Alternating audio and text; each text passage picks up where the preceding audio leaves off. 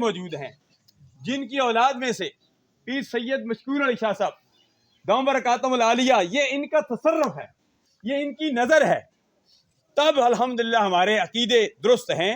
ضرورت اس امر کی ہے کہ اپنے عقیدے کو درست کرو۔ اعمال کرنے میں تو شیطان عابد بھی تھا، زاہد بھی تھا، مگر بھی عشق دا مارا گیا، رگڑا گیا۔ سجدے تو اس نے بھی بڑے کیے، لیکن کیا کیا؟ اس کا عقیدہ غلط تھا۔ عقیدہ غلط ہونے کی وجہ سے ابا واستکبر وکان من الکافرین، وہ دھتکار دیا گیا، اللہ نے اپنی برگاہ سے نکال دیا۔ فخرج منہا فانک رجیم کے توق اس کے گلے میں ڈال دیا گیا۔ عبادتیں نہیں دیکھی جاتی، فلاں سجدے کتنا کرتا ہے، رکوع کتنا کرتا ہے، قرآن کی تلاوت کتنا کرتا ہے۔